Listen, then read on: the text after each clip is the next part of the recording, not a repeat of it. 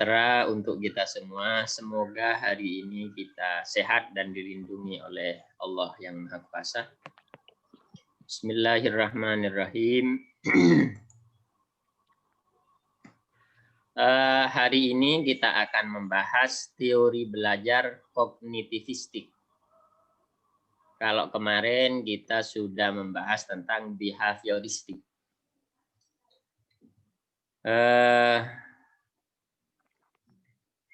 Behavioristik itu lebih kepada penggunaan stimulus dari luar manusia dalam proses belajar. Adapun yang hari ini kita bahas adalah bagaimana menggunakan faktor internal, yaitu otak pikiran yang ada dalam manusia itu sendiri dalam proses belajar. Kira-kira begitu. Suara saya terdengar, Ge? Jelas. Oke. Terdengar. Saya berangkat dulu. Kenapa kita perlu mendiskusikan teori kognitivistik ini? Pertama adalah menurut para pakar kognitivistik, behavioristik itu mempunyai banyak kelemahan. Kelemahan paling inti adalah teori behavioristik itu terlalu menekankan atau menggantungkan faktor-faktor luar, yaitu berupa stimulus dalam proses belajar. Sehingga merupakan faktor-faktor dari internal manusia.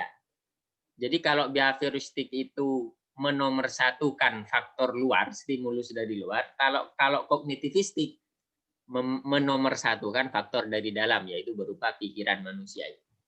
Alasan kedua, kenapa kita perlu mendiskusikan teori kognitivistik itu, dalam tubuh kita ini ada satu organ yang sangat vital, yaitu otak itu.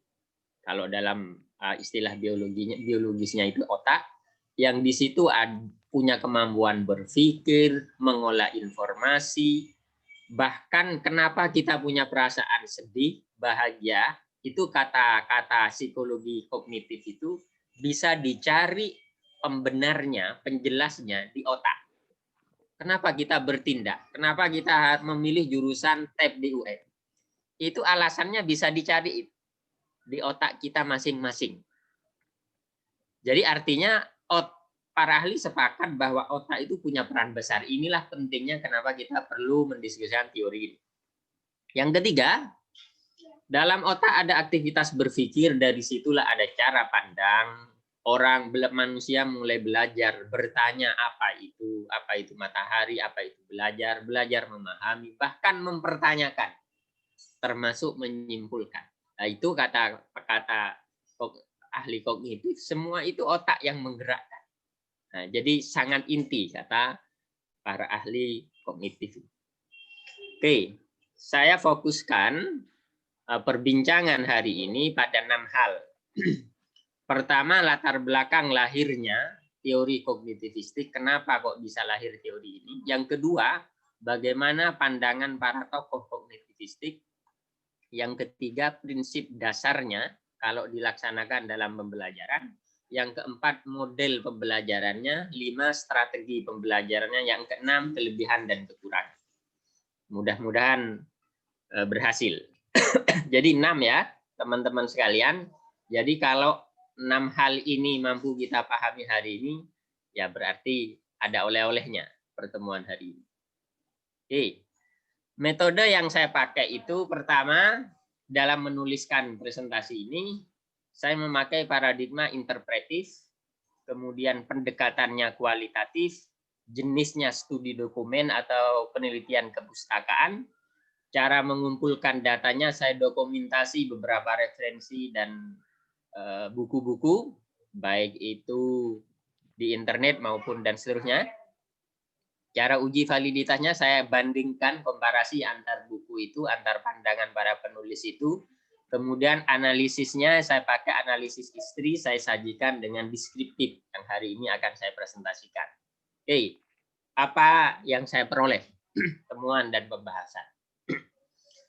Satu, kita berangkat dari apa itu kognitif atau kognisi.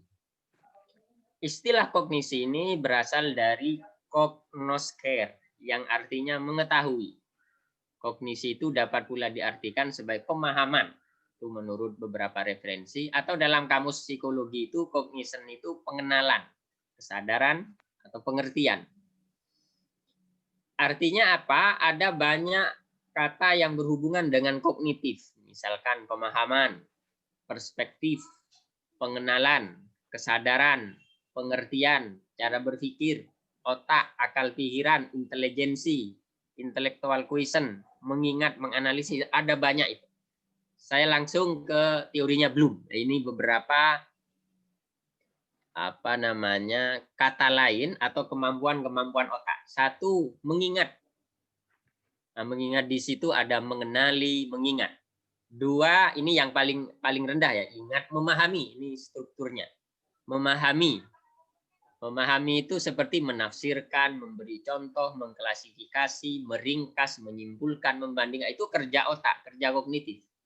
Menerapkan, yaitu contohnya melaksanakan, menerapkan. Jadi kognitif itu tidak hanya sesuatu yang ada yang non observable, tapi ternyata bisa diobservasi, yaitu contoh melaksanakan sesuatu itu. Analisis, membedakan, mengorganisasikan dan mengaitkan, evaluasi, memeriksa, mengkritik. Yang paling tinggi itu create, membuat, kreatif pada akhirnya, yaitu pembangkitan, perencanaan atau memproduksi, dia punya karya. Jadi ujung-ujungnya nanti begitu kognitif. Kira-kira ini apa segitiganya Bloom itu.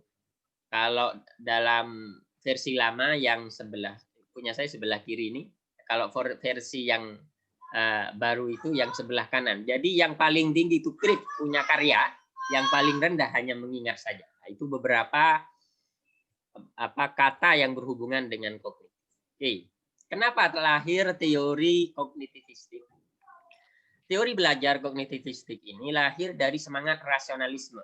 Kalau kita baca sejarah filsafat, khususnya kebangkitan bangsa Eropa, dulu pada saat Eropa masih kegelapan, katakanlah mungkin nanti bisa direvisi, ada dominasi gereja sebagai institusi ya, saya bukan agama, bukan agamanya, sebagai institusi.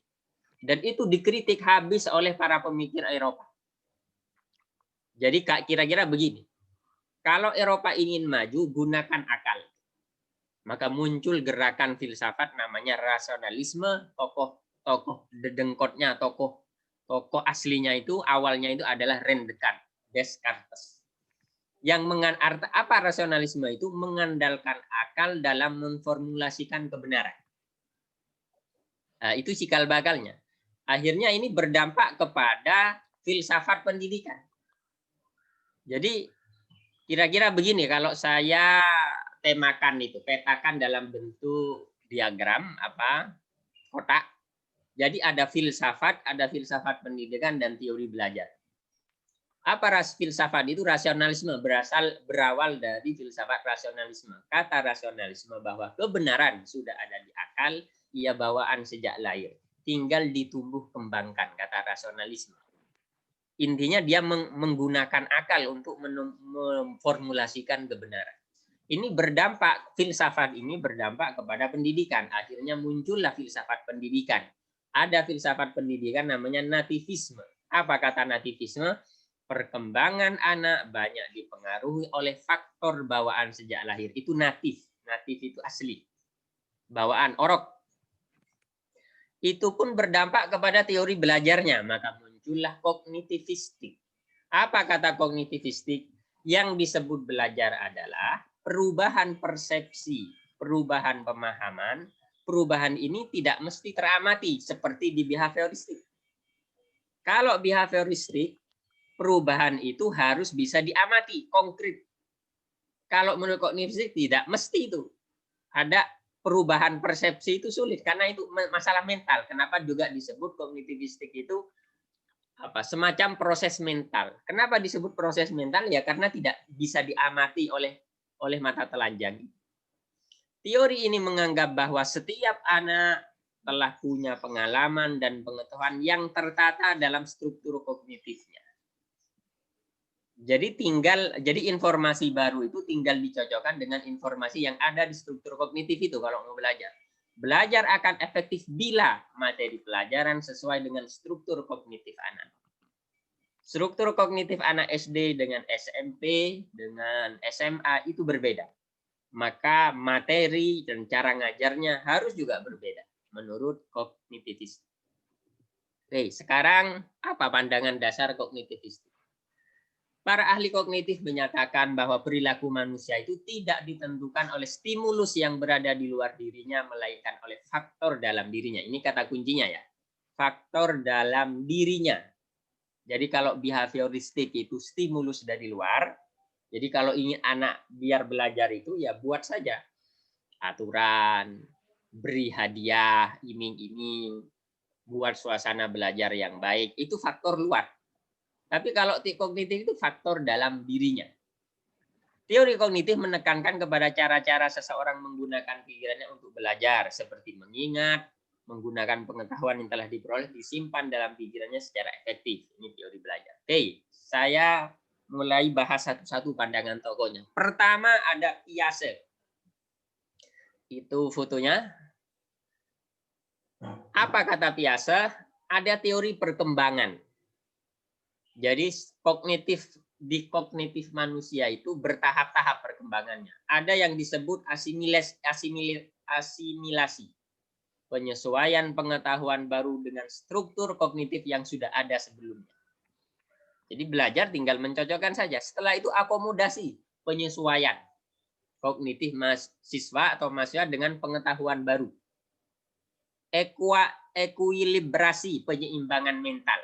Kira-kira nanti kita agak teknis bicara, saya agak secara umum dulu di akhir-akhir.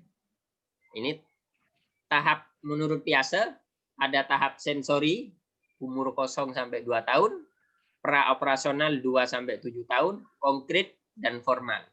Ini saya agak cepat saja ini yang ini. Jadi praoperasional. Oke, bagaimana kalau diterapkan teorinya Piaget dalam pembelajaran? 1, guru menentukan tujuan instruksionalnya. Apa tujuan pembelajaran hari ini? Kalau kita bahas kognitif hari ini, ya saya menjelaskan. Paling tidak hari ini kita akan membahas pengertian. Terus prinsip-prinsip. Ya, guru harus begitu. Yang kedua, memilih materi pelajaran. Jadi kalau bisa, siswa terlibat untuk memilih temanya. Kita mau belajar apa? Menentukan topik yang dapat dipelajari secara aktif oleh mahasiswa, dibimbing minimum oleh dosen atau guru. Jadi kalau terlalu banyak peran guru itu behavioristik. Yang keempat, merancang kegiatan belajar yang cocok untuk topik yang akan dipelajari. Jadi ada merdeka belajar. Siswa juga terlibat untuk gimana saya harus belajar biar dapat pengetahuan itu. Yang kelima, mempersiapkan berbagai pertanyaan untuk memacu kreativitas ya ini. Jadi mempersiapkan memacu kreativitas biar anak itu menerima apa?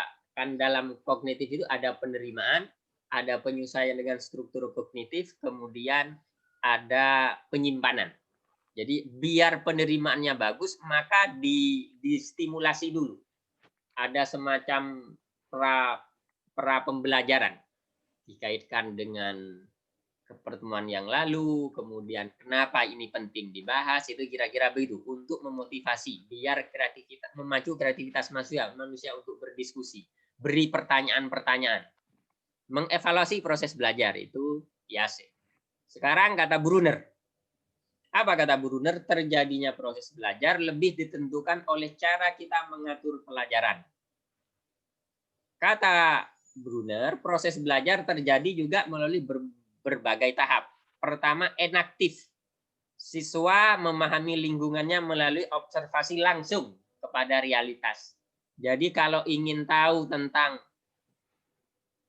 apa saja jenis akar di taman itu, langsung saja dilihat apa serabut, apa tunggal. Setelah itu ekonik. Mahasiswa mengobservasi realitas tidak secara langsung, jadi lihat di buku-buku. Jadi kalau enaktif itu langsung, ini ternyata dicabut tanamannya, ini serabut, ini tunggal. Kalau ekonik cukup lihat di buku. Guru menjelaskan mulai berbagai sumber. Setelah itu simbolik, mahasiswa membuat abstraksi berupa teori penafsiran. Nah, berdasar penggolongan dia di realitas nyata, kemudian dia membuat golongan. Kalau akar serabut tanamannya ini, tunggal tanamannya ini. Ciri-ciri daun dari serabut ini, ciri-ciri daun dari tunggal ini. Nah, pembuatan klasifikasi ini inilah yang konseptualisasi. Nah, ini pekerjaan otak ini. Nah, itu kira-kira kalau sistem kerja kognitif itu. Bagaimana mengaplikasikan teori ini? Pertama, teori Brunner ini menentukan tujuan, memilih materi pelajaran, menentukan topik yang bisa dipelajari secara induktif, tadi induktif dari berbagai fakta di lapangan, serabut, ciri daunnya ini. Setelah itu dia minta di seluruh, kalau dari awalnya dia mengamati taman, minta saja kalau sudah dia paham, minta mengamati di hutan kepada yang lebih kompleks. Nah, itu induktif. Maka anak akan memberi kesimpulan, oh ternyata ciri dari akar tunggal itu begini daunnya, batangnya begini. Nah, itu induktif. Nah. Setelah itu mencari contoh, tugas ilustrasi. Nah, intinya adalah mengatur topik-topik mulai dari yang paling konkret ke yang abstrak. Nah, mengkonseptualisasikan dan menteorisasi sebagaimana penelitian itu. Dari yang sederhana menuju ke kompleks. Misalkan mengamati tumbuhan di taman, awalnya misalkan taman sekolah. Silahkan anak-anak cari klasifikasi tumbuhan yang berakar tunggal di taman sekolah. Nah, silahkan suruh keluar. Sudah ditemukan, catat ciri-cirinya, kira-kira begitu. Setelah itu ajak ke hutan yang lebih kompleks. Dari tahap enaktif ke tahap ekonik, simbolik, dan seterusnya. Kemudian mengevaluasi belajar. Sekarang ausubel. Proses kata ausubel ya sama. Proses belajar terjadi juga mulai berbagai tahap. Pertama, stimulus, memperhatikan stimulus yang diberikan. Memahami makna stimulus, menyimpan dan menggunakan informasi yang ada. Mungkin ini agak langsung saja. Bagaimana menerapkan teori ausubel ini? Menentukan tujuan, mengukur kesiapan. Nah, ini mengukur kesiapan ini penting untuk agar anak konsentrasi. Nah, ini penting dalam pembelajaran kognitif, mengatur konsentrasinya. Itulah kenapa, karena konsentrasi terkait dengan penerimaan. Paham nggak mahasiswa nanti? Bisa menyerap nggak? Nah, itu kenapa butuh mengukur kesiapan mahasiswa atau mahasiswa. Memilih materi pelajaran. Jadi kalau ada, pasti di kelas itu ada yang paham, ada yang setengah paham, ada yang nggak paham sama sekali. Dan artinya struktur kognitifnya bisa beda-beda satu kelas. Kemudian mengidentifikasi prinsip-prinsip yang harus dikuasai. Menyajikan pandangan menyeluruh tentang apa yang harus dipelajari. Jadi dikaitkan dengan tujuan pembelajaran.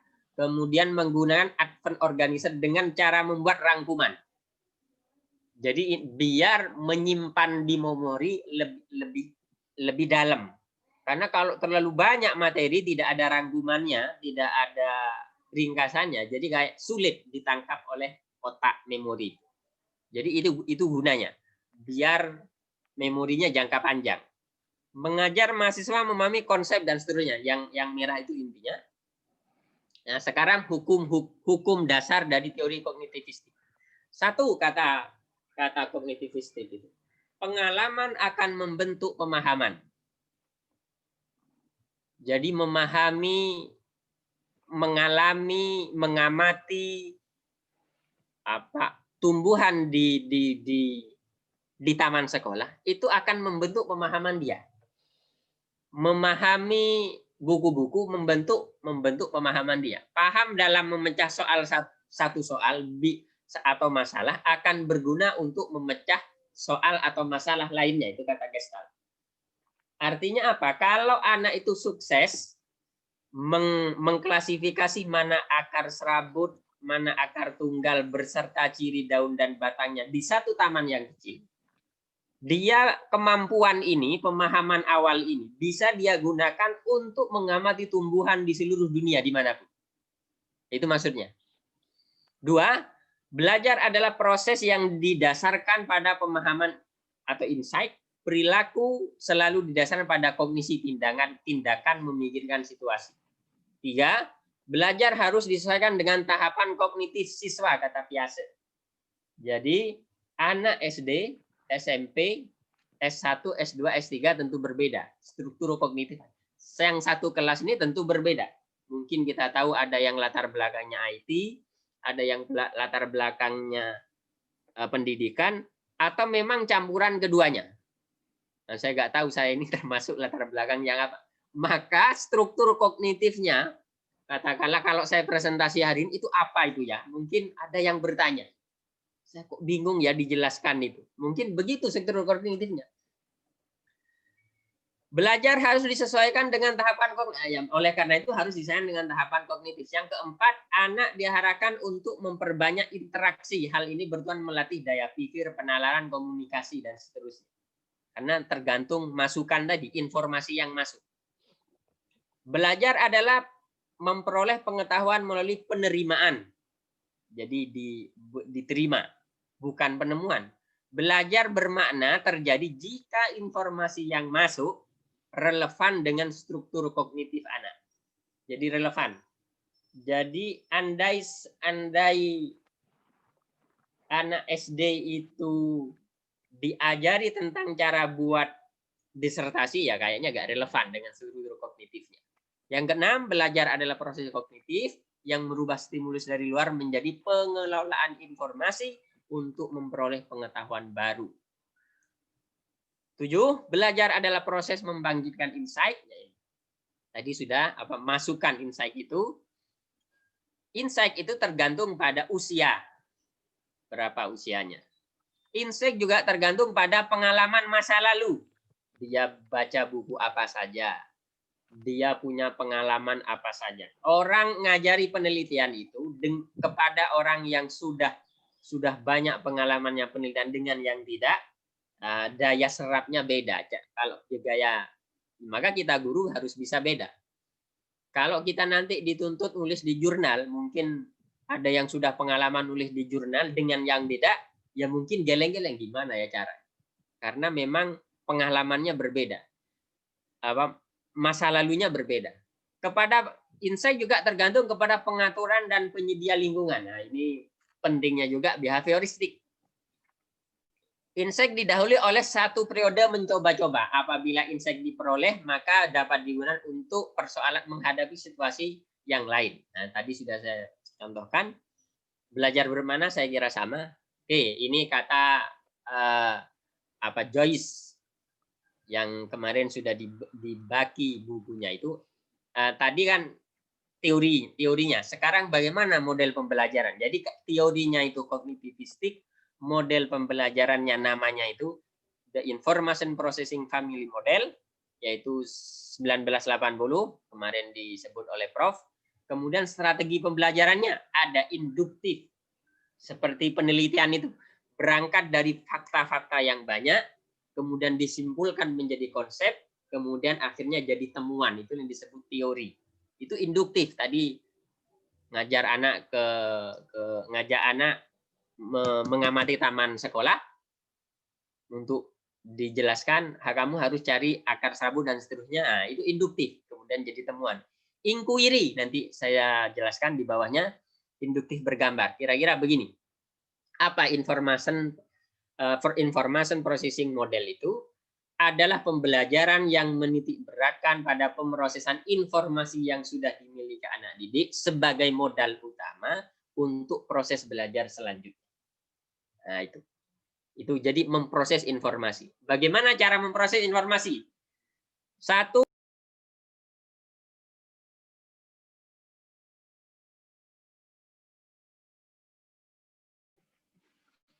Karim mute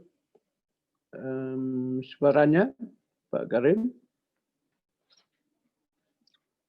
Masih mute mic soundnya. Soundnya mute. Pak Karim. Oke. Cabut. Oke. Tadi nggak kedengaran? Oke, kena ya kesentuh aja. Bukan tidak kedengaran, kesentuh aja yang mute. Oh, kesentuh. Oke. Bagaimana itu? Pertama, yang disebut processing information processing model, pertama menerima informasi, kemudian mengolah informasi. Bagaimana cara mengolah? Jadi kalau sekarang Anda mendengarkan ceramah ini, presentasi ini, Anda menerima informasi. Setelah itu Anda mengolahnya, membuat hubungan. Dengan tujuan. Tujuan belajar hari ini adalah agar kita paham teori kognitivistik.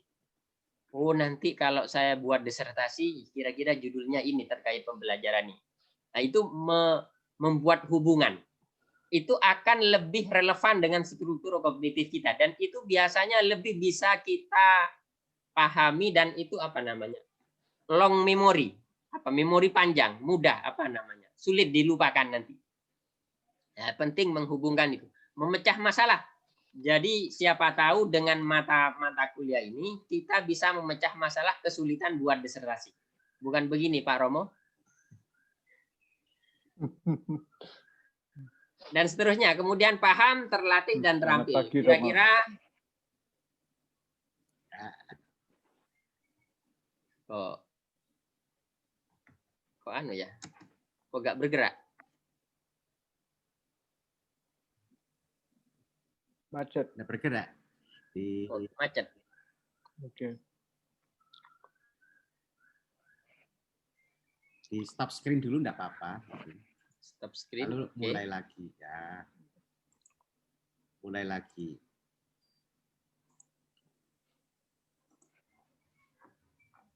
Yes. Oke, ya. Oke, mohon maaf. Ya itu.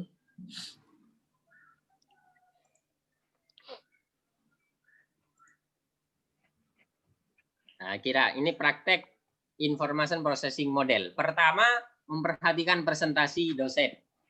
Misalkan nanti kemarin Pak Punaji menjelaskan model. Kita perhatikan. Setelah itu kita persepsikan, menyelaraskan pikiran dengan pikiran kita dengan apa sih maksud dan tujuan Prof. Munaji itu. Tujuan pembelajarannya apa? Agar kita apa? Itu caranya mempersepsi. Ini contoh bagaimana mengimplementasikan model pembelajaran ini kalau kita belajar. Dengan maksud dan tujuan atau dengan kepentingan kita. Usah nanti garap disertasi kira-kira yang seperti disampaikan Prof. Itu lebih bisa kita ingat. Itu struktur kognitif kita. Kalau enggak, lebih lagi memori, mencatat seperti yang sering dilakukan Romo Albert itu dalam buku agar bisa diingat kembali. Jadi kalau lupa enak, recall memory. Bagus. Jika suatu saat lupa. Nah, itu contoh biar long memory, tidak short memory. Nah, sekarang kita bahas strateginya. Ada induktif, tadi sudah saya ulang-ulang ini contoh. Induktif itu kira-kira seperti penelitian itulah. Jadi misalkan kalau di bukunya Joyce itu, anak-anak diminta ke taman sekolah. Jadi sebelumnya dibuat nanti catat mana yang akar serabut dan akar tunggal. Kemudian catat ya ciri-cirinya, daunnya, batangnya seperti apa. Kalau mereka pulang ke kelas membawa hasilnya masing-masing, kemudian besoknya kita bawa mereka ke hutan. Nah, nanti temuan-temuan mereka jadi induktif. Ternyata tumbuhan dibagi dua. Ada akar, serabut, tunggal, dan seterusnya, cirinya dan seterusnya begitu. Inquiry. Inquiry itu dapat dilihat sebagai cara pelajar untuk mengajak siswa terlibat aktif dalam mengidentifikasi masalah. Misalkan, contoh, minta saja mahasiswa itu terjun ke daerah miskin. Mereka diminta untuk mengidentifikasi apa sih kebiasaan masyarakat miskin itu. Kemudian mereka diminta untuk mencari agar mereka tidak miskin lagi. Nah, itu. Tugas utama guru adalah memelihara agar semangat mencari itu tidak putus. Jangan diberitahu. Jadi peran guru itu sudah minimal. Tugas guru hanya adalah memelihara rasa ingin tahu itu gimana ya biar mereka tidak miskin, bantu mereka. Nah, itu contoh inquiry. Sampai mereka dalam proses penyelidikan itu mampu menyelesaikan, bisa membantu menemukan, mengkonseptualisasikan bagaimana cara keluar dari kemiskinan. Misalkan mulai dari pikiran, Pak. Jadi pikirannya harus kaya. Ya kita harus bekerja keras, itu contoh dari pikiran. Strategi induktif belajar dengan bergambar. Apa induktif bergambar itu didefinisikan sebagai sebuah cara belajar yang berangkat dari latihan mencocokkan gambar-gambar sederhana. Misalkan di SD itu banyak. Jadi gambar anjing, kemudian tarik, instruksinya tarik garis ke mana yang cocok. Ada tulisan anjing. Seterusnya begitu. Nah, kalau anak itu terlatih terus begitu konsisten terus benar, itu yang dari yang sederhana. Kemudian ditambahi lebih kepada yang kompleks. Nah, itu induktif bergambar. Jadi kalau tadi yang binatang saja, setelah itu kepada yang lebih kompleks. Atau kognitif itu juga bisa dengan mungkin teka-teki silang itu mungkin bisa juga kognitif. Nah, sekarang bagaimana menerapkan di pembelajaran di kelas? Satu, menentukan tujuan belajar dalam bentuk kemampuan kognitif. Tadi sudah disebutkan. Mengingat, memahami, menerapkan, mengevaluasi, sampai menggrade. Itu tujuannya. Kedua, memilih materi yang mungkin dipilih secara aktif oleh siswa sesuai struktur kognitif mereka. Nah, jadi sekali lagi peran guru minim. Jadi fasilitator bahasanya K13 itu. Menentukan dan merancang kegiatan belajar sesuai materi yang sudah dipilih oleh siswa, kata Piaget. Menentukan dan merancang kegiatan belajar sesuai materi. Jadi anak yang merancang sendiri. Terlibatlah walau dengan bimbingan guru. Mencari contoh-contoh ilustrasi yang bisa digunakan siswa untuk belajar, kata Brunner. Jadi perbanyak contoh, biar anak itu punya masukan informasi yang lengkap. Nanti biar menemukan menganalisis dia benar. Kemudian persiapkan pertanyaan untuk memacu kreativitas berdiskusi. Jadi kalau sudah mereka, kita katakanlah kasih instruksi, mereka mencari belajar sesuai instruksi kesepakatan belajarnya, kemudian buatlah daftar pertanyaan untuk memacu memori mereka. Apa yang kemudian disebut akar tunggal, misalnya. Apa ciri akar serabut itu? Kalau pohon ini pisang itu masuk akar apa? Kenapa demikian? Nah, itu contoh memicu bukan memacu, kreativitas. Kemudian mengatur topik sehingga berurutan dari yang sederhana menuju yang kompleks. Tadi yang mungkin hanya gambar di taman sekolah, ya bawa saja ke hutan, kan lebih kompleks tanamannya. Evaluasi belajar diarahkan kepada kemampuan menerima, ini yang kognitif ya, menerima, menyimpan, mengolah itu contohnya kaitkan dengan tujuan pembelajaran dan kepentingan kita, mengembangkan, juga menggunakan informasi baru itu untuk belajar selanjutnya. Nah, kelebihan dan kekurangan. Kelebihan teori kognitif ini memperkaya jumlah informasi baru pada struktur kognitif anak. 2, memperkaya konsep pada anak. 3, memperhatikan pengetahuan awal anak tentang materi tertentu. Kekurangannya, keberhasilan pembelajaran hanya didasarkan pada pemahaman peserta didik, kurang memperhatikan perilaku konkret. Walaupun memang pada akhirnya ada perilaku yang bisa diamati juga dalam pembelajaran, tidak seperti behavioristik. Sekarang perbedaannya dengan behavioristik. Kalau behavioristik itu mementingkan pengaruh lingkungan, kalau kognitivistik, nativistik, mementingkan diri individu. Kalau behavioristik itu bagian-bagian, mementingkan bagian-bagian.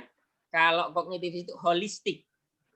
Kalau behavioristik itu pembentukan kebiasaan, kalau kognitif pembentukan struktur kognitif. Kalau behavioristik itu mementingkan peranan reaksi, kan ada kata kuncinya stimulus dan reaksi. Stimulus ya, bukan stimulus. Stimulus. Kalau kognitif mementingkan peranan kognisi, mementingkan trial and error kalau kognitif insight, pemahaman. Ini terlalu lama saya presentasi.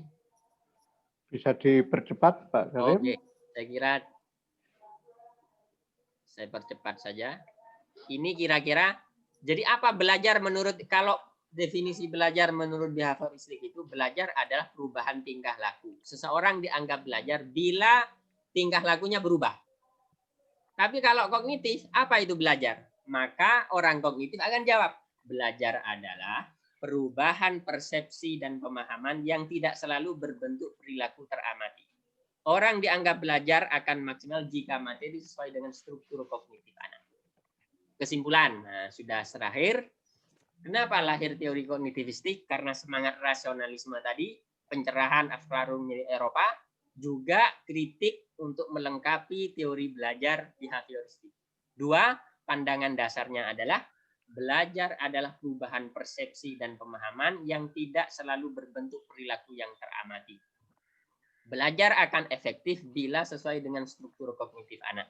3, model pembelajaran kognitivistik itu the information processing family model. Strateginya ada induktif, inquiry, induktif bergambar, dan lain-lain. Yang kelima, kekurangan dan kelebihannya bisa maksimal mengatur kemampuan otak, dan kekurangannya menomorduakan faktor luar dalam proses pembelajaran. Terima kasih. Itu saja mungkin pemantik diskusi kita. Saya hanya berbagi bahan bacaan, hasil bacaan. Mudah-mudahan ada masukan. Terima kasih, Prof. Assalamualaikum warahmatullahi wabarakatuh. Waalaikumsalam warahmatullahi. Silakan. Ada tanggapan, pertanyaan atau tambahan? Silakan, Romo, mau menyampaikan. Ya. Selamat pagi. Selamat pagi, Prof. Tadi saya tidak rename apa? Saya pakai akun S2 tab, Pak. Prof. S3 tadi gambarnya Sanata Dharma. Oke, terima kasih. Saya apresiasi pada Muhammad Karim. Ya, hebat. Anda sudah merangkum juga bukunya Bruce Joyce, terutama yang di part 2, tentang the basic information processing model of teaching. Anda juga sudah mulai menyitir juga learning to learn inductively, scientific inquiry, and the picture word inductive model, picture word inductive model, and special information. Nah, saya mau ini dari bacaan saya yang saya gabungkan, saya ambil juga dari Slavin dan juga beberapa teori kognitif lain. Kalau saya boleh mendesain, inti dari teori kognitif itu sebenarnya memang lebih pada proses belajar, dan itu sudah ditekankan oleh Muhammad Karim, saudara Muhammad Karim. Nah, kurangnya kalau saya dari dalam presentasi, kurangnya adalah tidak membandingkan. Artinya tidak membandingkan itu, teori kognitif itu mementingkan proses belajar daripada hasil belajar. Kalau behavioristik kan hasil belajar yang bisa dinilai, bisa dilihat. Nah, teori kognitif mementingkan proses belajar daripada hasil belajar. Lalu kalau saya masih ingat, saya pernah mungkin yang pernah tab desain pesan. Nah, desain pesan. Nah, proses belajar kalau di dalam teori kognitif sejauh saya pahami, mungkin nanti bisa dikoreksi teman-teman dan Prof pun. Yang pertama-tama memang satu, penataan informasi. Berarti menata informasi untuk merangsang anak-anak. Lalu yang kedua, mulai reorganisasi persepsi atau perceptual reorganization. Setelah itu baru proses internalnya. Maka bagi saya umumnya, bagi kita semua juga, kesulitannya adalah bagaimana memahami struktur kognitif siswa Karena ini juga berkaitan dengan teori otak itu ya. Teori otak. Nah, mungkin bisa membantu Bapak Ibu semua. Kalau mau bisa, ini ada buku. Nah, ini bagaimana membelajarkan, bagaimana mengolah informasi itu dalam proses pembelajaran. Itu dari Morris ya, dari Morris, Charles G. Morris itu ya. Saya kira itu tambahan saya, tapi saya senang dengan pengolahan informasi yang menekankan kognitif itu. Saya kira itu dari saya, tanggapan saya. Terima kasih memberi inspirasi kepada saya minimal untuk lebih banyak belajar. Terima kasih. Terima kasih Pak Romo. Oke. Saya kira yang disampaikan Romo tadi sudah tercakup di penjelasan Pak Karim ya. Itu yang mulai dari perhatian. Kalau Gaye menyebut gain attention, itu menarik perhatian di dalam 9 event of instruction ya. Jadi kalau kita bawa ke sana 9 event of instruction itu yang pertama gain attention, menarik perhatian supaya proses kognitif siswa itu lebih bekerja daripada faktor internalnya. Oleh sebab itu gain attention penting ya. Nah, kalau dalam teori scaffolding itu kita memberikan semacam pancingan itu ya, sehingga anak-anak kita pose carpe itu ya. Jadi supaya proses berpikirnya itu lebih didahulukan, karena tadi Pak Karim menyampaikan bahwa pada intinya teori kognitif itu adalah berpijak pada proses internal. Jadi proses internal. Jadi bukan proses eksternal, tapi proses internal. Memang semuanya dari lingkungan. Jadi teori belajar itu anak mengamati, tadi disampaikan, anak mengamati apa yang ada di lingkungannya dengan learning by doing ya. Jadi observing ya. Kalau scientific approach itu kan berangkat dari situ. Jadi bukan hal baru sebenarnya. Itu teori yang tahun 80-an itu sudah dimunculkan ya. Dalam information processing teori itu sudah dimunculkan. Jadi kita jangan keburu ini teori baru, kurikulum 2013 itu sudah kedaluarsa ya. Jadi kalau informasi begitu kita jangan kaget ya. Kalau orang tek tidak akan kaget itu, karena yang disampaikan sekarang ini semuanya sudah ya. Mungkin Bapak Ibu ya, ini tolong coba ya, sekarang ini ada pidato pengukuhan Prof. Degeng itu paradigma pembelajaran dari keteraturan ke kesemrawutan. Nah, sekarang ini yang kesemrawutan, tapi itu istilah, jadi bukan semrawut dalam arti tidak tertata ya. Jadi istilahnya Prof. Degeng itu menggunakan istilah kesemrawutan. Itu tetap dalam ketertataan, tapi yang dimaksud adalah keberagaman di situ. Nah, jadi ini saya kira, jadi oke lah, dari yang tadi disampaikan Romo, tadi perbandingan tadi sudah sedikit disampaikan, hanya menyebutnya itu pengertian ya, sebenarnya perbandingan antara behavioristik, kognitivistik, dan yang ada di itu ya di bagian berapa yang terakhir ada ya ini. Nah, ini kan sebenarnya itu membandingkan tiga yang dibicarakan, mestinya yang dibicarakan ini diberikan tanda ya supaya orang tertarik ke situ. Ya, ini sebagai bagian dari teori kognitif ya. Jadi Pak Karim mestinya memberikan tanda supaya itu orang gain attention pada apa yang disampaikan oleh Pak Karim.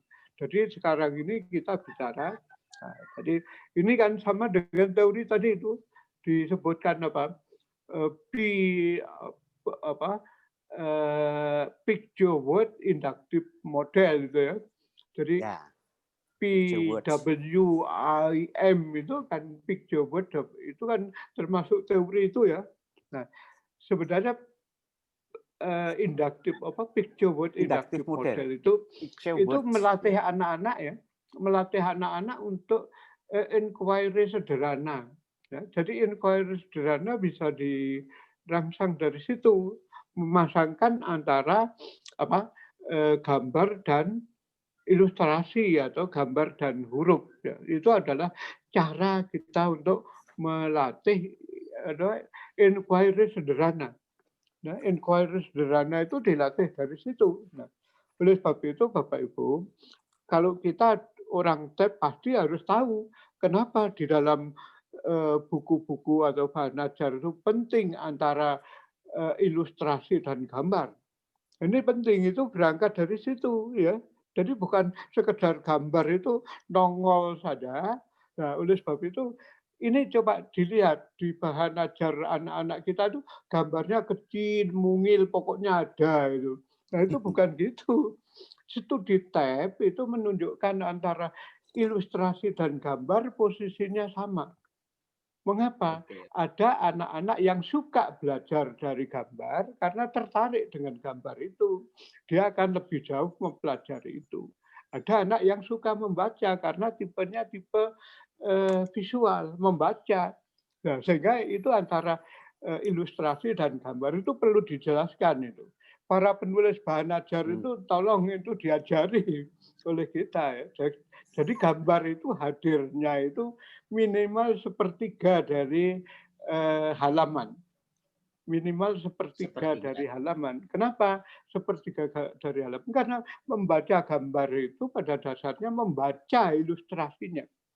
Nah, oleh sebab itu menjadi studi kita, apakah di bahan ajar atau buku-buku teks itu dihadirkan gambarnya dulu atau ilustrasinya dulu. Mana yang lebih efektif? Gambarnya dulu atau ilustrasinya? Sehingga ketika ada ilustrasi harus merujuk sebagaimana terlihat pada gambar berikut ini. Atau kalau dibalik gambar di atas, gambar berapa? Gambar 1 titik berapa, di atas menggambarkan bla bla bla. Nah, atau mungkin gambar itu antara sisi kanan atau sisi kiri. Nah, ini untuk melayani modalitas belajar. Terutama anak yang juling-juling itu ya. Jadi melihat ke kiri atau ke kanan itu penting ya. Jadi bukan sekedar ditahan ya. Ini kajian tab loh ya. Kajian tab. Jadi bukan sekedar gambar pokoknya ada sehingga nyenil kecil itu. Ya, saya katakan nyenil kecil. Jadi gambar itu proporsinya kalau di sisi kanan kiri berarti menempati separuh dari halaman. Separuh itu artinya separuh yang seperempat lah ya. Jadi separuh kanan atau separuh kiri. Jangan kecil sekali karena gambar itu adalah representasi dari ilustrasi. Itu menggunakan teori ini. Picture word inductive model. Nah, jadi bukan sekedar pokoknya ada, sehingga antara ilustrasi dan gambar itu harus saling sebagaimana ditunjukkan pada gambar. Jangan ujuk-ujuk ya, ujuk-ujuk itu apa tuh tiba-tiba ada gambar. Oke, gitu ya tambahan saya. Oke, silakan yang lain. Ya, silakan Prof, yang lain. Ya. Tadi tadi 9 step ya Prof. Ya, 9 event of instruction. Yang pertama gain attention. Yang pertama gain attention. Kemudian yang kedua itu baru state objective. Jadi kalau di behavioristik itu state objective dulu.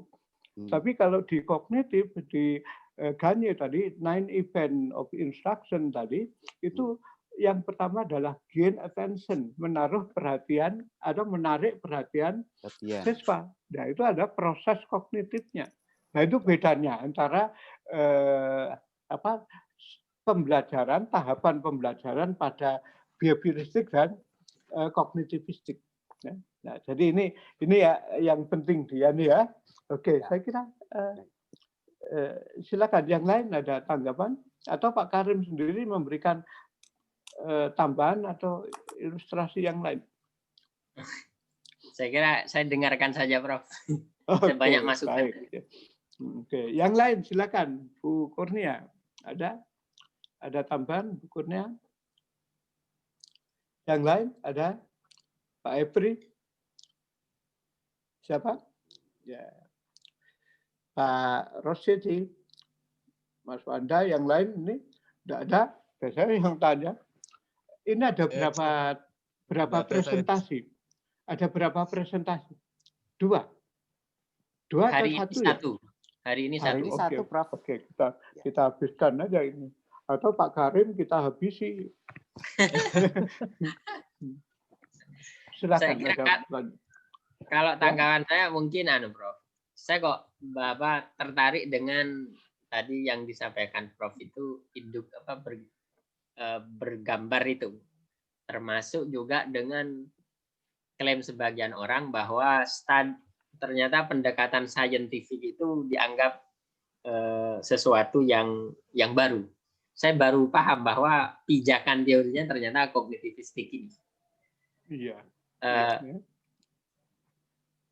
Apa sains sekarang itu lebih kepada kognitif, kalau filsafatnya itu lebih kepada rasionalisme atau empirik? Karena saya berdasar bacaan saya kok lebih dekat kepada empiris sains yang sekarang itu. Apa begitu? Kita tidak bisa mengklaim gitu ya, karena ada beberapa pandangan yang dalam hal ini setiap orang akan berbeda-beda. Ada yang memandang bahwa belajar itu bukan faktor eksternal yang menentukan, bukan faktor internal yang menentukan, tapi subjek personal siswa itu sendiri. Subjek personal berarti kita memandang bahwa belajar itu berorientasi pada teori belajar konstruktivistik. Nah, jadi kita tidak bisa mengklaim bahwa ini. Ya, ada kalanya memang kita lebih memberikan tekanan pada proses kognitif, ya, sehingga mengolah proses berpikir siswa itu sangat penting. Proses berpikir loh ya. Jadi proses berpikir itu artinya bagaimana kita itu tadi disebut men-trigger atau spur, trigger atau to drive atau to spur. Karena to trigger itu tadi memicu ya, atau to spur itu memacu ya. Jadi mana yang lebih? Jadi men-trigger itu membangkitkan, to drive. Saya kira yang di drive apa? Proses kognitifnya. Nah, sehingga banyak kita itu mengedepankan pengolahan proses berpikir. Sehingga pembelajaran kita orientasinya anak-anak harus mulai dari pengamatan, mulai dari bertanya, mulai dari diskusi dan lain sebagainya itu ini memang mengedepankan proses kognitif. Nah, tetapi juga kita kadang-kadang mengabaikan sisi-sisi yang lain. Karena apa? Tidak semua anak itu lebih ke situ ya, lebih ke situ. Karena ada anak-anak yang ya tadi kita kembali ke modalitas belajar ya. Tadi dijelaskan kalau di teorinya Brunner kan kita belajar itu mulai dengan cara melakukan inaktif tadi kan, melakukan. Jadi mengamati, kemudian melakukan kegiatan, mendemonstrasikan dan sebagainya itu inaktif. Nah, jadi anak-anak itu learning by doing. Itu memang teori Brunner ya. Jadi kalau kita bicara begitu berarti makanya ini pentingnya anak-anak itu diajari, anak-anak datanglah untuk mengamati, karena ini memang mengamati itu kalau kita kembali pada teori yang lama tahun 40-an itu Edgar Dill itu kerucut pengalaman yang sudah lama sekali sampai sekarang juga masih dipakai. Kerucut pengalaman, pernah dengar kan? Cones, Edgar Dale Cones ya, kerucut pengalaman experience Dale's Cone of Experience istilahnya.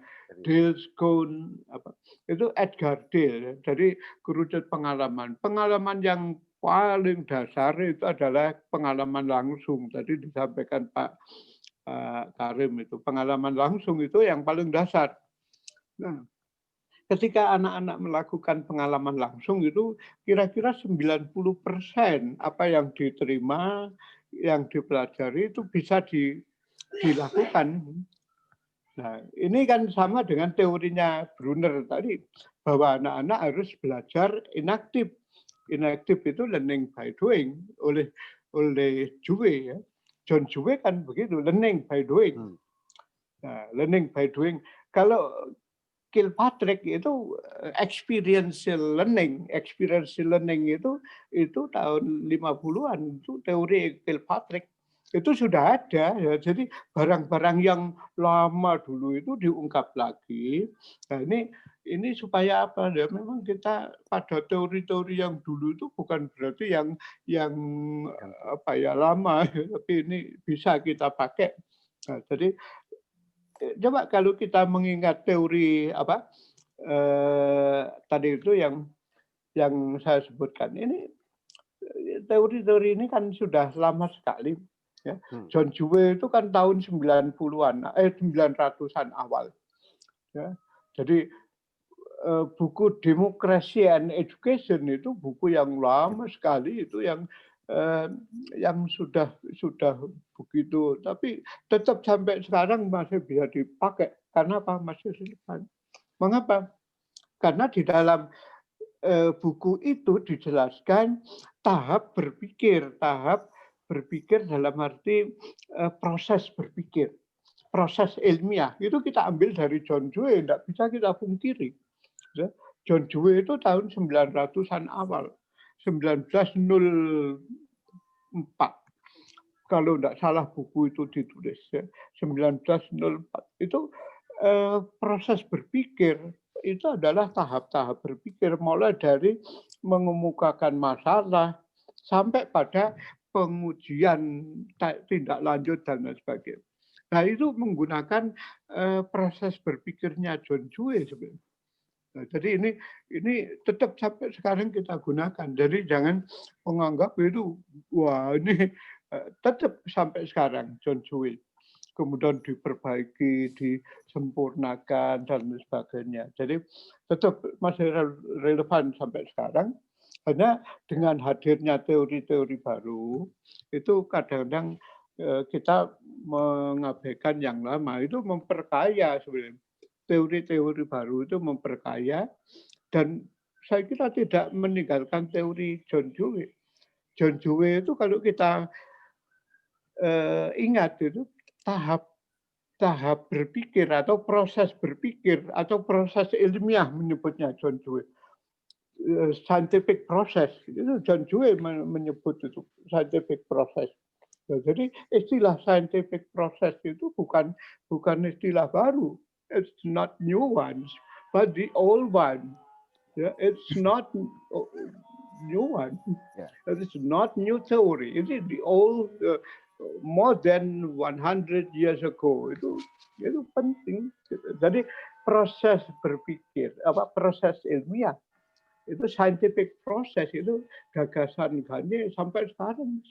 Jadi pertama itu mengemukakan masalah, iya loh, mengenali masalah, kan itu dah. Sampai sekarang, coba kalau kita baca problem based learning, apa yang dianu dari itu? Problem based learning itu juga pertama apa? Mengenali masalah. Nah, jadi itu kan mengenali masalah. Jadi ini sampai hari ini. Nah, jadi ini yang perlu kita ketahui ya, kita belajar ya. Jadi kita orang TEP ini harus tahu yang begitu-begitu. Jadi jangan sampai kita ini mempelajari teori-teori baru dianggapnya wah ini teori baru.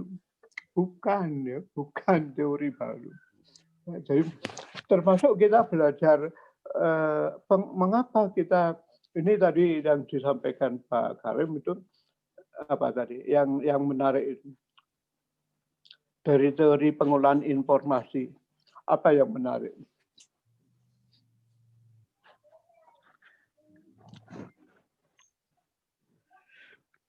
Nah, dari information processing theory itu strategi-strategi pembelajaran yang muncul di situ.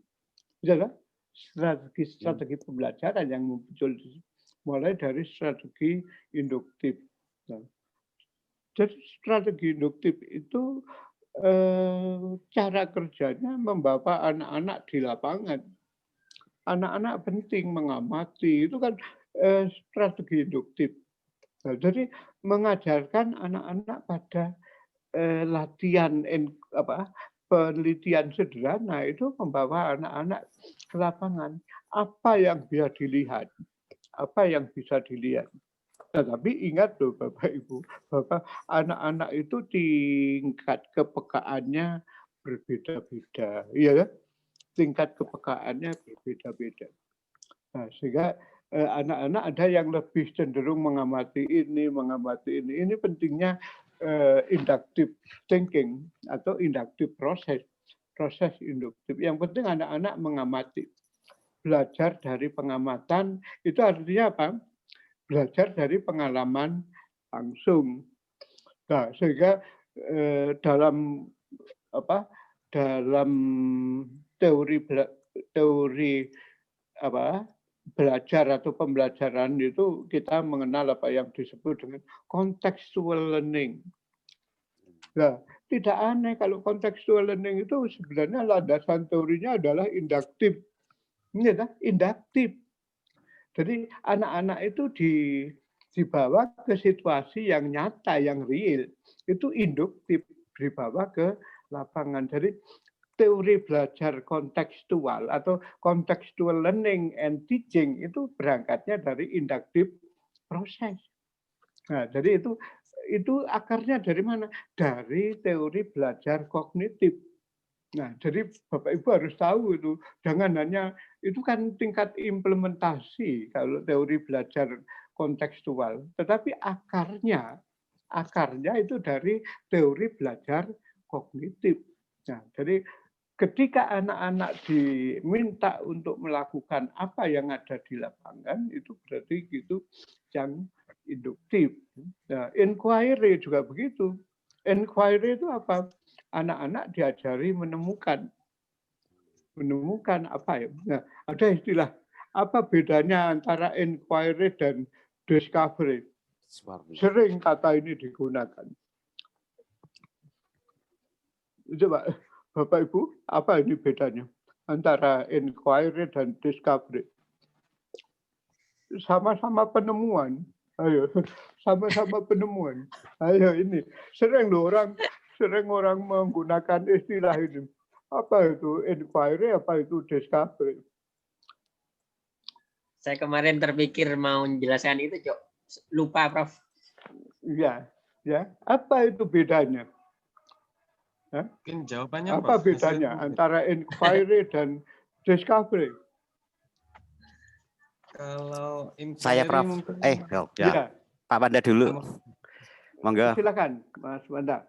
Kalau inquiry itu enggak tahu, mohon dikoreksi. Kalau inquiry itu memang sama-sama mencari dan menemukan, tapi inquiry itu sebetulnya guru sudah tahu jawabannya, cuman tidak diberikan kepada siswa. Tapi bedanya kalau discovery itu jawabannya itu guru pun sebenarnya belum tahu, bersifat terbuka. Yang saya tahu seperti itu. Oke, ada yang lain. Romo. Ya, kalau inquiry ya, istilah inquiry kan menemukan, berarti penyelidikan atau penyelidikan sesuatu untuk menemukan, untuk menemukan masalah. Tetapi kalau discovery itu tidak harus ada masalah, Prof. Tidak harus ada masalah. Okay. Tetapi bisa penemuan-penemuan biasa. Inquiry itu berarti kalau saya penyelidikan atau penyelidikan untuk menemukan suatu masalah. Kalau discovery itu tidak harus ada masalah gitu. Tidak harus ada Mohon, masalah. mohon.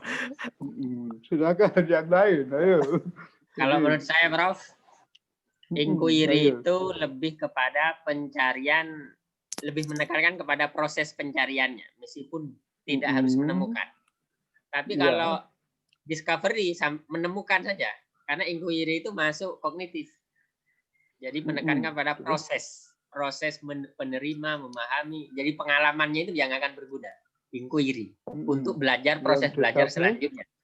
Kalau discovery ya menemukan, tidak menekankan, lebih menekankan kepada menemukannya, bukan pada proses bagaimana menuju akhir itu. Kita menggunakan teori behavioristik ya, Pak Karim, saya nilai 99. Jadi saya ambil contoh kalau Columbus discover America. Columbus discover America. Itu apa artinya? Columbus menemukan benua Amerika. Benua itu ada belum? Belum. Benua itu sebelumnya sudah ada belum? Oh, sudah ada. Itu, ya, sudah ada. Ini kan sudah ada, iya kan? Ya, sudah ada. Dianggapnya benua Amerika itu hanya seperti benua India. Maunya Columbus kan mau ke India, tapi kesasar ke Amerika. Oleh sebab itu di sana ketemu sukunya, suku Indian. Jadi discover itu menemukan. Jadi pada hasil, ya, menemukan pada hasil itu benar Pak Karim. Jadi kalau inquire itu proses, ya, berproses. Jadi tidak penting itu hasilnya, tapi prosesnya. Nah, jadi oleh sebab itu di dalam pembelajaran yang menekankan pada proses itu adalah prosesnya, perkembangan. Nah, jadi yang diikuti perkembangannya, prosesnya.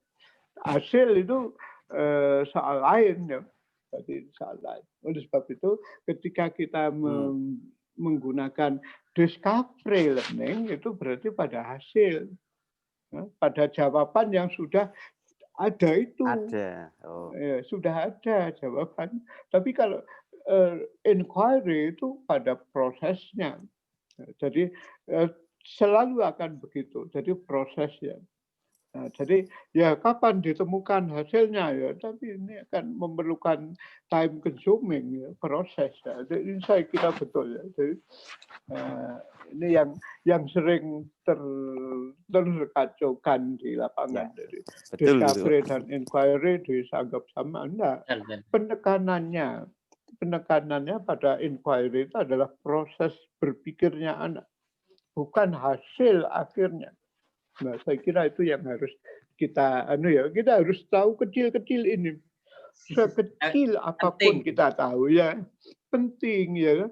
Kadang-kadang kita mengabaikan begitu saja. Nah, jadi saya kira yang tadi sudah. Nah, jadi ini pendekatan pembelajaran atau strategi pembelajaran. Jadi kita seringkali berdebat apa yang kadang-kadang kita belum tahu. Seperti sekarang ini yang berdebat kita yang belum tahu. Siapa yang sudah membaca undang-undangnya Omnibus Law? Ya. Ya. Sudah membaca undang-undang Omnibus Law itu. Ya. Omnibus Law. Ya. Sudah membaca? Omnibus belum. Ya. Oh, masih belum. Saya aja baru baca 10 halaman rasanya capek. Karena ada di sebelah saya sudah ada 3 disertasi yang harus saya baca yang jumlah halamannya hampir 900. Jadi saya lebih membaca disertasi daripada membaca itu. 10 halaman saja. Saya baca, saya pilih mana sih yang orang-orang bicarakan itu. Orang yang tidak membaca sudah bicara. Ini kan susah ini. Kita itu diajak bicara juga susah karena belum membaca. membacanya lewat WA, tapi hasutan. Ini yang susah. Ya. Nah, jadi membacanya lewat WA itu yang dapatnya hasutan. Ternyata ya sudah, kita jangan melihat sesuatu yang jelek. Ambillah sesuatu. Ini kan katanya kita berpikir positif. Berpikir positif itu kalau kita belum apa-apa sudah dinilai jelek, ya. Kalau berpikir positif itu ya sudah, biarkan saja dulu itu. Nah, ada jeleknya baru itu diperbaiki, di demo. Kalau belum apa-apa di demo, ini kan berpikir negatif. Ya. Jadi kan kita itu sering, ini yang banyak kan berpikir negatif toh. Ini salah, ini salah, ini salah. Nah, jadi saya berkesimpulan, sejelek-jeleknya orang itu kalau ingin tahu kejelekan orang lain dan tidak tahu kejelekan sendiri. Ya. Sejelek-jelek orang itu melihat kebaikan orang lain sebagai kejelekan. Dan melihat kejelekan sendiri sebagai kebaikan bagi orang lain itu sejelek-jeleknya. Ini penting. Nah, jadi janganlah, saya positif aja. Saya positif, ya sudah, biar aja di situ. Toh kita juga tidak melihat prosesnya. Nah, jadi ini kan ada berapa undang-undang yang dipayungi jadi satu undang-undang, maunya kan begitu. Pengangkut sekian satu gerbong. Sudah, lihat aja.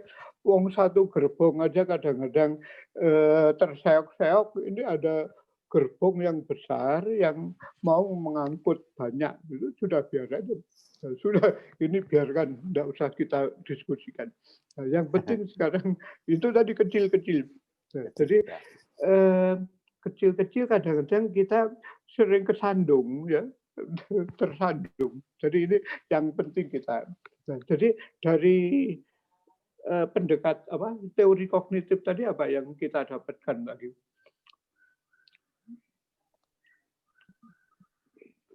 Induktif, bagus ya. Jadi berpikir induktif sudah, inquiry sudah. Apa lagi?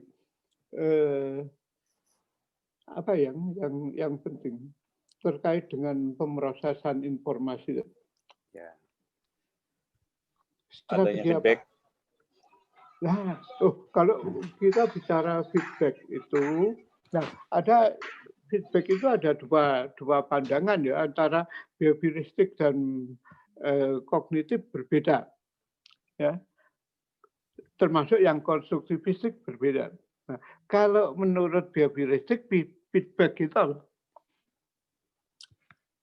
sesuatu yang diberikan supaya orang lain melakukan yang lebih baik, kan begitu menurut behavioristik, sehingga ada hadiah dan ada. Nah, tapi bagi kognitivistik itu feedback tidak dipandang sebagai sesuatu reward. Feedback itu tidak dipandang sebagai satu reward. Apa feedback?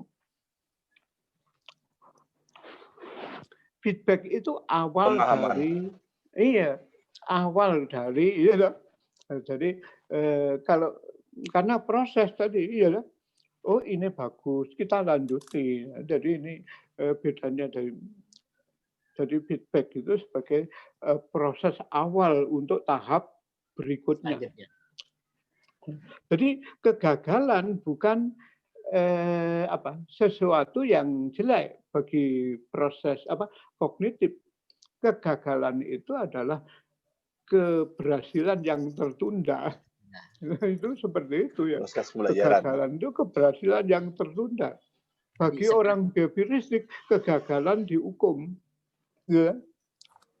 Nah, kalau kita kognitif, ayo coba lagi. Itu begitu. Jadi kita anak-anak yang gagal, jangan, oh ini kamu bodoh, ini tolol, dan lain sebagainya. Jangan, coba lagi. Ayo coba lagi. Itu tadi kan Pak Karim mengatakan guru itu sebagai fasilitator. Bukan guru itu sebagai judge, ya, bukan sebagai hakim mengadili. Kalau di behavioristik, guru itu pengadilan itu hakim ya. Kalau Hakim. gagal dihukum, kalau gagal ini. Tapi kalau di kognitivistik itu enggak. Ayo coba lagi, siapa tahu nanti ini begitu. Ya, jadi begitu. Jadi melihat anak-anak itu karena setiap anak mempunyai tempo dan irama perkembangan yang berbeda. Iya. Nah, jadi kan kita bicara dari biasa tadi. Ya, setiap anak punya tempo dan perkembangan belajar yang berbeda-beda. Ada anak yang cepat belajarnya, ada anak yang lamban belajarnya. Jangan dihakimi. Ya. Bisa saja tiap anak itu berbeda walaupun usianya sama. Karena apa? Itu karena karakteristiknya berbeda. Karakteristiknya berbeda. Anak mempersepsi sesuatu itu berbeda. Menurut behavioristik, anak mempersepsi sesuatu salah ya salah. Wong gini aja ndak entos gimana kamu? Kamu ndak belajar itu behavioristik. Nah, tetapi kalau kognitif enggak, karena berangkat dari mempersepsi. Nah, karena tempo perkembangan anak yang berbeda-beda tadi. Jadi kalau di dalam teori kognitif itu bahasa guru itu mulai di situ muncul menghargai pandangan anak. Kalau di behavioristik tidak ada. Jangan, harus, bodoh, itu biasa di behavioristik itu. Ya. Tapi kalau di dalam kognitif enggak. Ayo lanjutkan. Karena apa? Guru menjadi apa tadi yang Pak Karim sebut? Fasilitator. Ya, ini harus diingat. Guru menjadi fasilitator belajar. Jadi mendorong. Kan tadi to drive, ya, mendorong. To trigger out, memicu, menimbulkan. Jadi jangan sampai guru itu tidak ini ya menghakimilah guru. Nah, jadi ini pergeseran teori belajar dari behavioristik ke kognitivistik. Oleh sebab itu ya memang setiap orang ya itu beda-beda, alirannya beda-beda. Ada aliran guru yang mengikuti pandangan behavioristik, dosen yang mengikuti pandangan behavioristik. Ada, sampai sekarang ada, tidak boleh disalahkan, tidak boleh itu disalahkan, ya, iyalah. Jadi tidak ada, jadi semua punya behavioristik ada, kognitivistik ada, konstruktivistik ada, ya. Jadi kadang-kadang di situ. Jadi jangan mengatakan behavioristik lebih jelek, enggak, bukan karena ada kalanya memang anak-anak yang perlu diberi seperti itu. Dibimbing perlu enggak anak-anak? Dibimbing artinya guru menuntun ini, lakukan ini. Lakukan ini, ikuti saya. Ada enggak yang guru begitu? Banyak. Itu ada ciri-ciri behavioristik. Ya, ayo ikuti Bapak, ikuti Ibu, ini begini. Ayo lanjutkan. Seperti yang dicontohkan ibu atau bapak. Anak-anak mengikuti apa yang dilakukan. Oleh sebab itu orang sering menyebut bahwa anak-anak itu pasif karena hanya mengikuti, meniru, iyalah. Itu yang disalahkan. Ya memang itu tipe belajar behavioristik, menuntun anak sampai bisa. Karena proses belajar itu adalah perubahan perilaku secara permanen melalui apa? Ya itu tadi dituntun dari tahap demi tahap. Nah, ini gaya ciri belajar behavioristik. Ciri belajar kognitif tidak begitu, tidak di depan. Kalau diajarkan, kalau Engarso itu behavioristik, iya, teori belajarnya Engarso itu behavioristik. Iya kan? Ya. Eng Majo, ini yang proses itu memfasilitasi.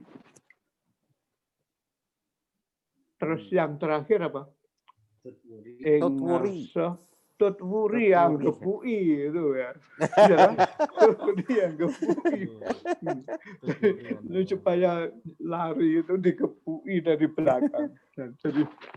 Jadi ini sebenarnya kalau kita jadi kita kaitkan antara teori belajar itu saya kira jadi yang disampaikan Pak Karim itu di situ dah pentingnya guru itu sebagai facilitate. Nah, sekarang kita masuk ke teori batasan teknologi pembelajaran.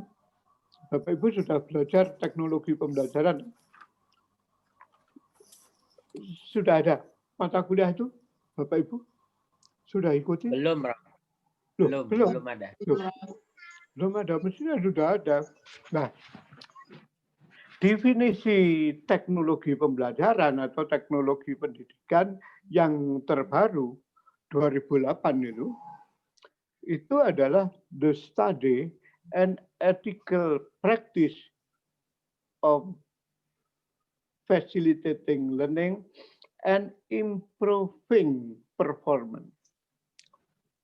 Saya ulang, ini definisi teknologi pendidikan yang baru ya. The study, ya, jadi definisi atau teknologi pendidikan yang baru itu the study and ethical practice of facilitating and improving performance. Facilitating learning loh ya. Of facilitating learning and improving performance. Apa itu artinya? The study, kajian ya, kajian dan praktik yang dilandasi etika. Ya. Jadi kajian dan praktik yang dilandasi etika untuk apa? Memfasilitasi belajar dan meningkatkan performa kinerja. Lanjutannya ini berbeda waktu Romo belajar. Lanjutannya itu by creating, using, and managing.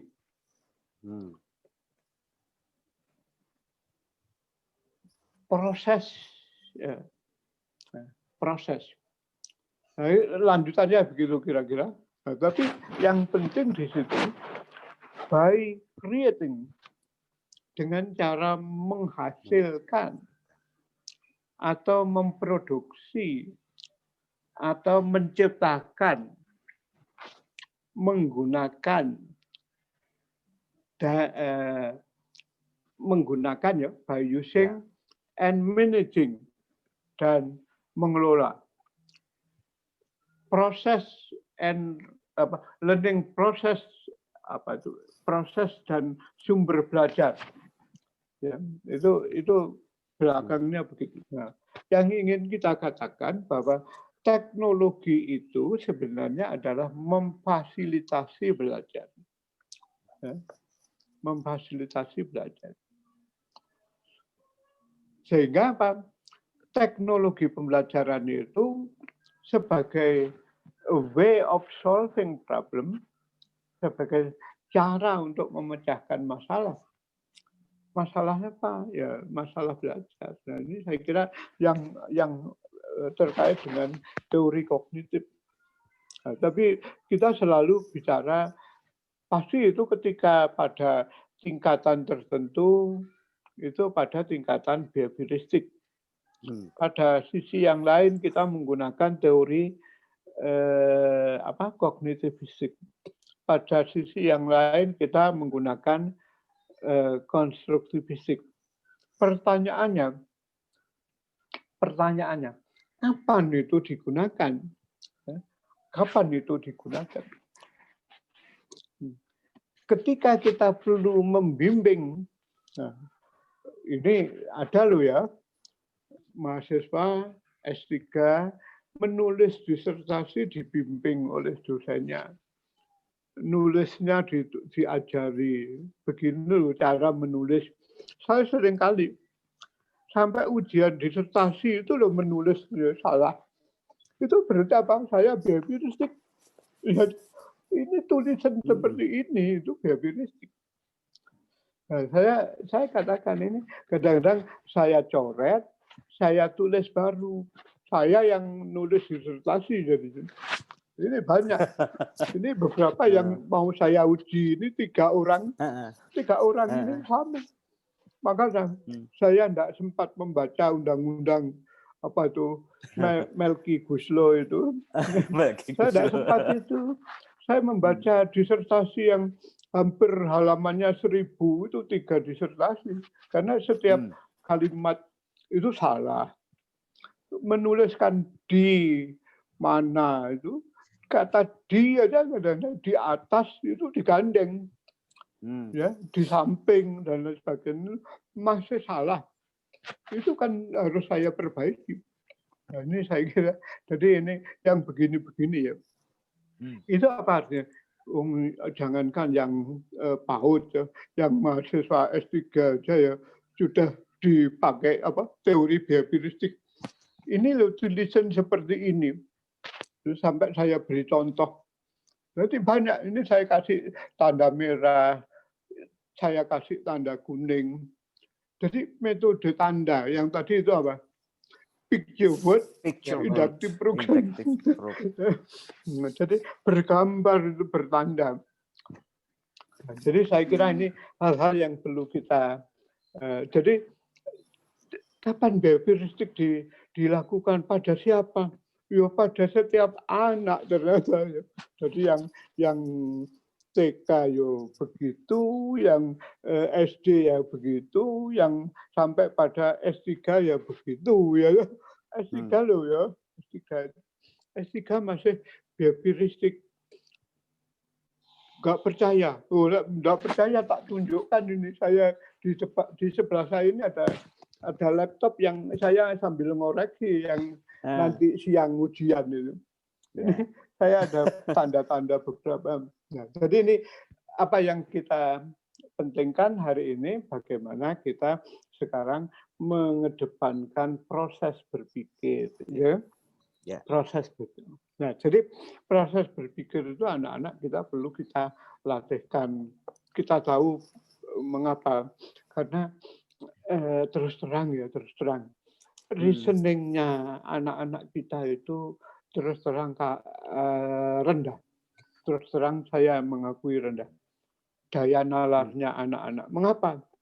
Nah, anak-anak satu tidak dibiasakan membaca di SD itu harus dibiasakan membaca dan menulis itu utama. Untuk melatih reasoning itu 2 alat ini yang penting, membaca dan menulis. Juga berbicara. Percuma bahasa Indonesia yang kita ajarkan di SD yang berapa jam, 8 jam itu hanya untuk menghafal kata-kata vocab, lawan kata. Iya kan? Hitam lawannya putih. Ya enggak. Ketika hitam disandingkan dengan merah, ya lawannya merah. Nah, jadi kan begitu. Maaf.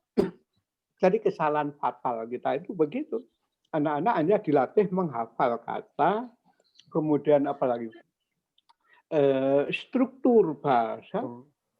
Nah, coba anak-anak berikan teks, kemudian disuruh membaca, kemudian anak-anak diminta untuk meresume atau menceritakan kembali.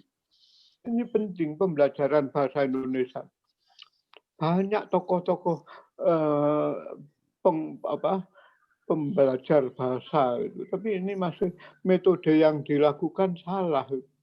Jadi mestinya ajari anak-anak membaca banyak, kemudian dilatihkan anak-anak menuliskan dan membicarakan itu. Jadi kan sampai sekarang kan masih penting gitu kemampuan komunikasi, ya. Kemampuan komunikasi itu penting. Penting nggak komunikasi sekarang? Ya. Sangat penting. Sangat penting. Ketika anak-anak, modal dasarnya anak-anak kan komunikasi. Berpikir kritis itu Harusnya apa? Anak-anak membaca. Nggak bisa anak-anak tidak membaca, berpikir kritis. Ya salah kabeh, ya. Salah semua.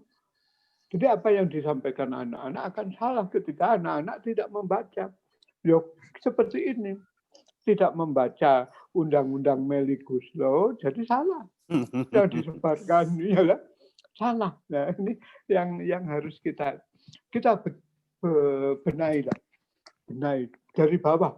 Kita mestinya memang harus rombak. Bagaimana pembelajaran kita mengintrodusir anak-anak itu dari bawah. Anak-anak di SD itu tekanannya pada membaca. Membaca, menulis, mengkomunikasikan. Nah, membaca itu tidak hanya membaca teks loh, membaca data, ya, membaca situasi. Jadi membaca itu mengamati, masuk di situ. Nah, jadi mengamati lapangan, kemudian menulis apa yang ada di lapangan, menyampaikan, komunikasi kan. Nah, itu disampaikan Pak Karim ya, mengamati, menuliskan, dan membacakan atau mengkomunikasikan. Itu yang harus dilatih sekarang. Ya, tidak tahu ini saya tokoh-tokoh pendidikan kita itu seperti itu. Jadi anak-anak bagaimana kalau di buku teks, membaca buku teks, menuliskan buku teks, atau membuat resume, kemudian menyampaikan atau mengkomunikasikan. Nah, kalau tadi mengikuti proses kognitif, berarti apa? Anak-anak melakukan pengamatan lapangan, kemudian mencatat apa yang diamati, ya, kemudian menyampaikan apa hasilnya. Nah, berarti apa? Anak-anak belajar mengenal data. Nah, anak-anak belajar mengenal data, berarti di situ computational learning itu di situ. Anak-anak dilatih computational learning itu kelemahan kita di situ. Nah, saya kira ini yang harus dibenahi. Jadi ramai sekali saya tidak tahu ini itu karena apa ya? Mungkin di kanan kirinya menteri itu bukan ahli pendidikan benar ya, tidak tahu. Ya. Jadi pokoknya kenal, tapi tidak ngerti. Itu sehingga salah kabeh, salah semua yang disampaikan. Nah, sekarang pembelajaran daring, coba ini daring ini apa harus semua? Nah, kalau di desa-desa ada cagak listrik, cagak telepon, kemudian tidak ada jaringan, pakai apa? Nah, kalau orang teknologi itu ada kita apa? Ada teknologi yang namanya adaptive technology atau apa istilahnya? Teknologi adaptif, teknologi affordable technology, atau assisted technology. Assisted technology. Nah, jadi sehingga kita itu teknologi kalau di desa tidak terjangkau apa yang ada, yang dilakukan. Yang dilakukan apa oleh guru? Kalau misalnya tidak terjangkau, ya tetap aja guru mengirimkan tugasnya pada anak-anak dalam situasi begini. Menyesuaikan dalam situasi begini, ini dikerjakan untuk, ya tidak apa-apa, ini pakai teknologi adaptif. Adaptif berarti apa? Ya kalau ada kertas, ya kertas, tidak apa-apa. Tidak harus ini. Ya, kalau di desa-desa kan begitu. Jadi guru-guru atau mungkin anak-anak secara bergiliran mungkin disuruh datang mengambil tugasnya. Kan itu sudah memenuhi protokol kesehatan. Iya kan? Nah, jadi ini harus menggunakan teknologi. A way of solving problem. Tidak harus menggunakannya. Kalau ini kan saya ada kasus banyak ini saya dengar. Ada teman saya cerita tetangganya nyuri laptop gara-gara anaknya masuk SMP dituntut harus daring. Ini apa memecahkan masalah? Tidak. Ya. Jadi kalau anak-anak yang tidak punya begitu gimana? Gimana kamu rela datang ke rumah atau ke seminggu sekali? Itu cara kita. Sehingga tidak memaksa orang tuanya mencuri laptop sehingga dihajar oleh massa dan ditahan polisi, kan rugi. Mendingan kan orang tuanya dipanggil, Bapak, ini tugasnya anak-anak, Bapak ambil 1 minggu sekali. Mungkin begitu caranya. Kan sudah memenuhi. Tidak harus ini. Jadi karena kita ini shock culture. Ya, shock culture itu apa? Shock culture itu kagetan gitu ya. Kagetan. Jadi online semua. Saya kira itu yang. Nah, jadi bagaimana pendekatan pembelajaran kita lakukan dengan ini tadi atau mungkin begini, coba anak-anak sekarang kita menggunakan pendekatan yang cocok. Jadi jangan dipaksakan anak-anak. Tapi sudah salah kaprah semuanya, harus begini, iya, karena kita tahu anak-anak belajar hal yang sama di sekolah, ya. Padahal kita tahu anak-anak itu kan berbeda. Anak-anak itu berbeda, tetapi dipaksa mempelajari hal yang sama. Kalau menurut teori kognitif gimana? Kita kan masih biofizik, semua tamu yang datang harus makan soto semua. Iya kan? Semua tamu yang datang harus makan rawon semua. Padahal tamunya banyak yang asam urat, darah tinggi. banyak yang iya. Nah, ini. Nah, itu harusnya ini. Ya, jadi kalau menurut teori kognitif itu bagaimana? Apa yang menarik perhatian anak-anak? Gitu, apa yang kita lakukan? Apa yang menarik perhatian anak-anak? Sehingga apa? Kamu mau belajar yang mana? Ini ada 10 bahasan.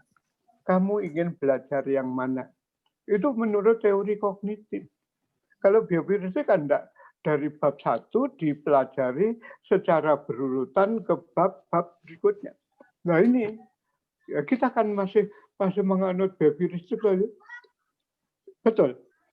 Ya, mau enggak mau kita harus akui kita masih menggunakan teori biofizik. Karena apa? Semua anak belajar hal yang sama pada saat yang sama. Padahal setiap anak memiliki perbedaan persepsi. Tadi itu saya mengambil istilahnya Pak Karim. Anak-anak mempelajari sesuatu apa yang menarik perhatian. Kan attention dong. Iya kan? Nah ini harusnya begitu. Jadi kita berikan, ya memang apa salah kalau misalnya guru memberikan, tapi ya pengawas kita sudah diintrodusir dengan biofizik, ya ini salah.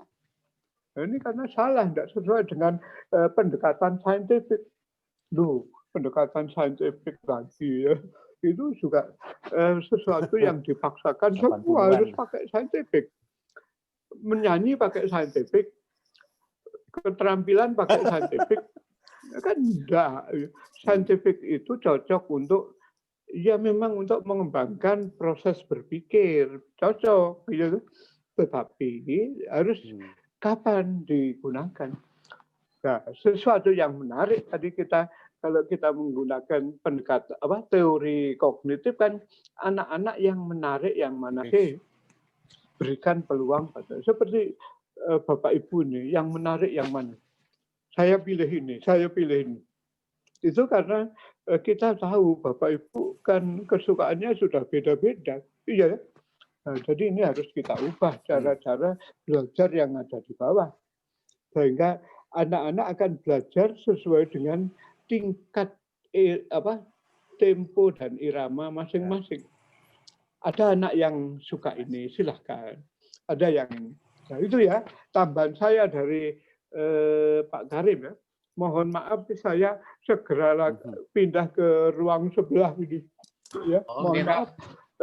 Untuk selamat Pak Karim ya dan teman-teman semuanya sukses hari ini. Oke. Amin. Terima kasih, Prof. Oke, ya, minggu depan. Nah, ini kalau minggu depan siapa? Ini saya biologi. Nah, minggu depan siapa itu? Bu Kurnia, Prof. Oke, Bu Kurnia. Siap ya. Oke, sampai ketemu minggu depan. Selamat pagi. Saya mohon diri ya. Terima kasih, Pagi, Prof. Prof. Ya. Oke, selamat. Oke, selamat pagi. Terima kasih, Bro. Sama-sama. Terima kasih, Prof. Oke.